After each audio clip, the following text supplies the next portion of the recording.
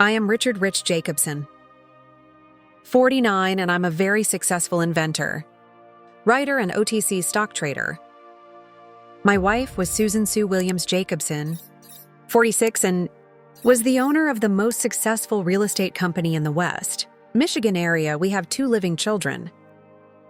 Richard, 22, a college grad currently in OCS in the Navy. And Carol, 20, a junior at the University of Michigan, studying pre-law with the intention to go to law school. We lost a second son, Jack, to SIDS when he was 6 months old. He would have been 18. We are probably considered rich. I met Sue at a mixer sponsored by the ROTC while I was in college. She was a freshman, 19, and a member of a sorority that was aligned with the ROTC house. I was a senior, just turned 22 and getting ready to start my commitment to the Army. At the time, the military was downsizing, and I was only going to basic training and the specialized training school. For my military occupation, I had hoped for flight training, but my eyesight was not good enough when corrected for even helicopter pilot training. I was assigned to the equivalent of it for that specialty. It made sense because my major was electrical engineering, and my minor was computer programming. After my training, I would be assigned to a ready reserve unit. The mixer was during the 3rd week of the fall semester. The intended purpose was to have the ROTC students integrate with the normal campus scene. Sue was there with her sorority as a newly minted member, as Hell Week had just ended. There was a local band at the party that played a mixture of jazz, rock, and pop music. I was not then, and am not now, a great dancer. But my mother taught all of us kids to dance when we were starting high school, so I could make some moves without embarrassment. I asked the young lady to dance, and we ended up dancing several times. She said her name was Susan Williams. She explained that this was her first time away from home. She also said that I was a good dancer and a good conversationalist. As the night wore on, we talked about a lot of different things. She seemed interested in my military duties, and I was interested in her likes and dislikes. I got her phone number at the sorority house, and we dated for the rest of my senior year. She was aware that after graduation, I would be gone for about nearly 9 months for active duty training. Because of my commitment and her schooling, we did not make any long-range plans. I kept in touch with Sue through phone calls and letters. About 6 weeks into my basic training, I had a long weekend pass. Sue came down to the base and we enjoyed the time together. After basic training, I had a 10-day delay en route, shorthand for a free vacation, before having to report for my advanced training. Sue and I spent almost all of my waking time together. We really did not do anything special, just enjoyed each other's company. I asked her to marry me and she accepted. We planned to wait until after her junior year to marry, but felt we could wait.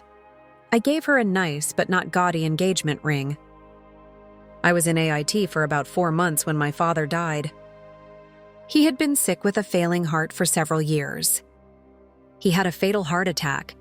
I was on compassionate leave for the funeral and to assist my mother with the estate business. When I was involved in a car accident, I was in the hospital for 10 days. The drunk that ran the stop sign died because of a severe concussion, a broken ankle, and a whiplash neck injury. I was discharged from the military. They felt that a surgically repaired ankle would not allow me to participate in the physical requirements of military life, as I had spent less than 6 months on active duty. I was not eligible for any military benefits. An ambulance chaser talked me into suing the other driver's estate, and I got a large 7-figure settlement from his insurance and a large property of 30 acres and a big, nearly new house on the city's outskirts. Sue had visited me often while I was in the hospital, and when I got out, helped me with my rehabilitation. The concussion caused some balance problems, and the ankle was in a walking cast for 8 weeks. She helped keep me steady when I was unstable. We talked a lot about our future, and Sue admitted that she was not cut out for college life. She decided to drop out and took some courses at the local community college to study for a real estate license. When she passed her license test, she was hired by a small real estate firm in the city. Once I had healed and my balance problems subsided, I was hired to telecommute by a machine design company in California. Other than the interview, finally, product test runs, and the sales conventions, I worked from my house in Grand Rapids. I was allowed to patent all of my designs and improvements. We got married in June and took our honeymoon in Wisconsin. At the Dells, we saw all of the natural sandstone formations. On the trip back, we stopped in Traverse City and enjoyed the downtown and the Grand Traverse Bay. That started us on the path that lasted for the next 25 years. Like all marriages, we had a lot of arguments over the years, mostly about the kids or money. I wanted them to be grounded in the idea that earning things, they wanted to make them more valuable to them. Sue wanted them to have anything they wanted. We generally compromised they had to earn the big things, but got the small things just by asking. We also had all of the normal emergencies. Rich hurt himself by riding his bicycle into the street and was bumped by a car. The bones healed. The road rash cleared up, but the small scar through his eyebrow over his left eye gave him a devilish look. Carol was the consummate tomboy until she hit her teens. Then her worst injuries were numerous broken hearts. They were good kids, and we tried to give them the space to learn from their mistakes. While trying to keep them safe, we managed to last through the kids, the dramas and the catastrophes of married and family life. We were approaching the silver anniversary of our marriage. Then came the missed date. After a couple of years, I wound up buying a large part of the business. Sue advanced in the real estate firm to where she finally bought it. The kids were normal kids. I started writing because my kids told me I was a great storyteller, and they started recording and transcribing my stories. When they were in high school, they had a fair amount of stories built up. They contacted a literary agent, and he came and offered to represent me and get me published. The first company he went to offered me a great contract, and the only thing I insisted on that they did not offer up front was that the copyright and secondary rights belonged to me.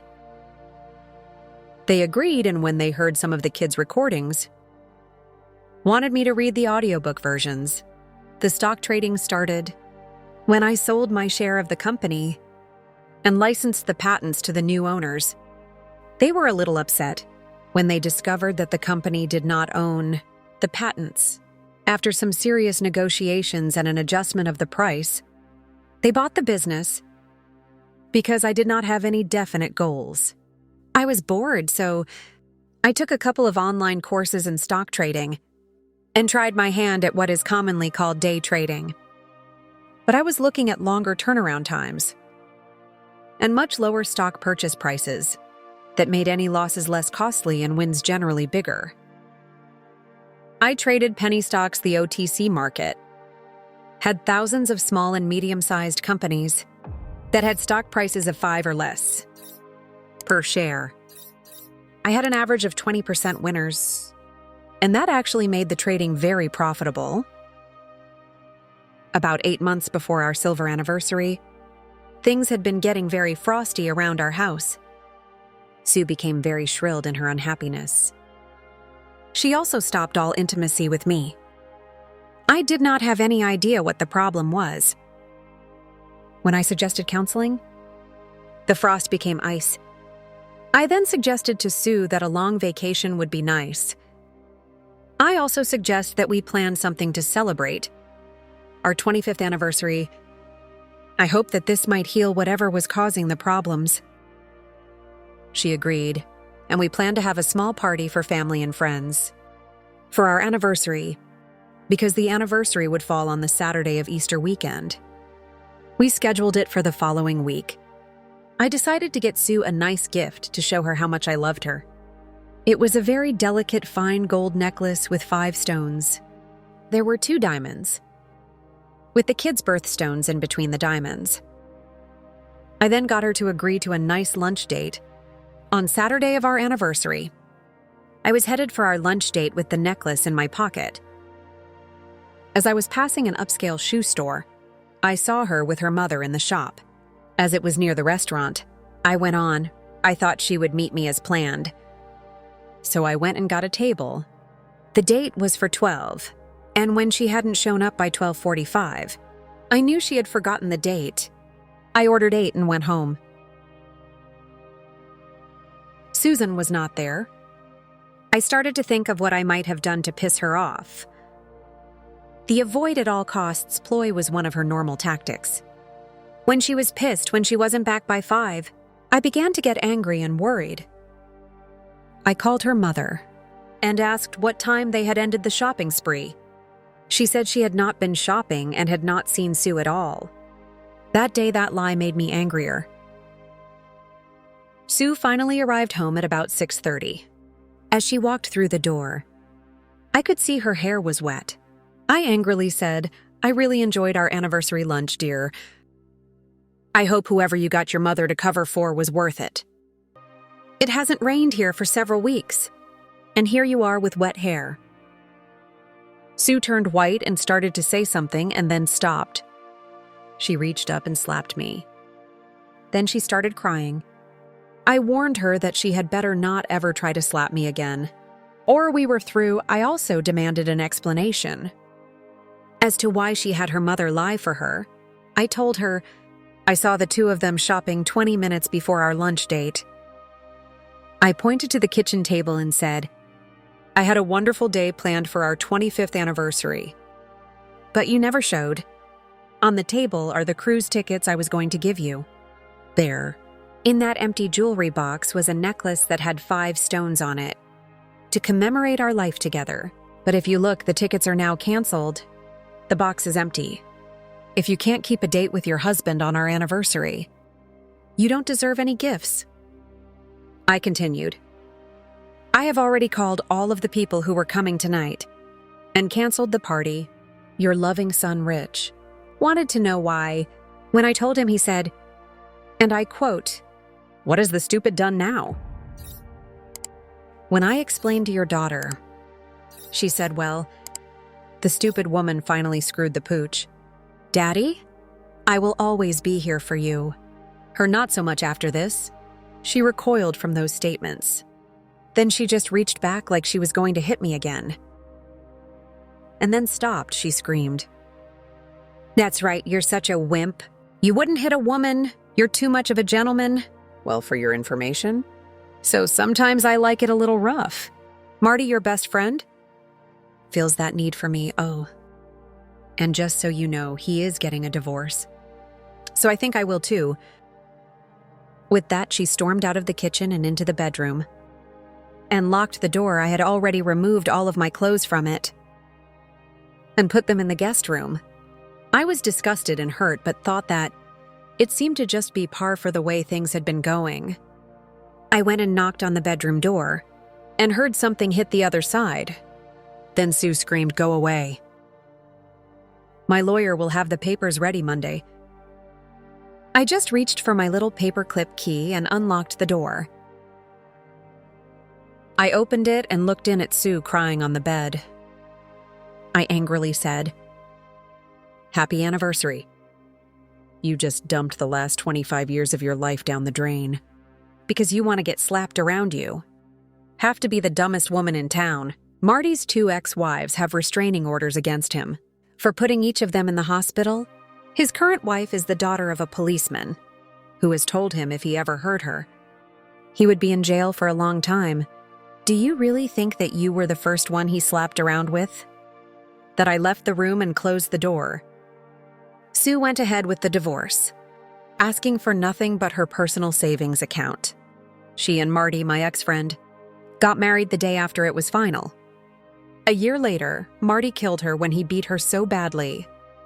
He broke a rib and a splinter, punctured her heart. Marty got 15 years for second-degree murder.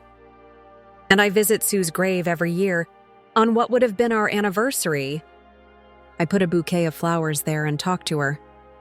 I don't know if she listens, but it helps me. She was a significant part of my life and gave me 2 wonderful children. In the end, she hurt me, but I loved her. Life has a way of teaching us lessons we never anticipated. In the aftermath of Sue's tragic end, I found myself reflecting on the 25 years we spent together. Years that were a blend of love, challenges, and the shared goal of raising a family. Despite the betrayal, the lies, and the heartbreak that tore us apart, I cannot erase the good moments or the life we built together. Whose choices led her down a dark path, but I choose to remember her as the woman I fell in love with. Before things went wrong, in the years following her death, I've learned to find peace and forgiveness, not just for her, but for myself. It would be easy to live in bitterness, but what good does that do for me or our children? Richard and Carol have grown into remarkable adults, and I'm proud of the part I played in that, even if Sue wasn't there to see it through. They are the enduring legacy of a marriage that, while ultimately broken, produced something beautiful. Each year as I visit her grave, I'm reminded that love and pain are intertwined. And sometimes we have to face the ugliest sides of both. I still carry the lessons of our life together. And perhaps in some way Sue's story serves as a reminder that we are all capable of losing ourselves if we aren't careful. As for me, I continue to grow, embracing the life I have now, richer for the experiences and stronger for having endured. The grief and sorrow have faded, leaving behind a quiet acceptance of what was, what could have been, and what will never be. Life moves forward, and I've learned to move with it. For all her flaws, Sue was my wife. And a part of me will always love her in this. I find peace. And so we've reached the end of today's story. Was it what you expected, or did it take a twist you didn't see coming? I'm curious to hear your thoughts. Share them in the comments below, and let's get a conversation going. If this story kept you hooked, make sure to hit that like button. And if you're new here or just haven't subscribed yet, now's the perfect time to join our community. I bring you fresh, captivating stories every day. So click that subscribe button and turn on notifications so you never miss out. Thanks for watching, and I'll see you in the next one.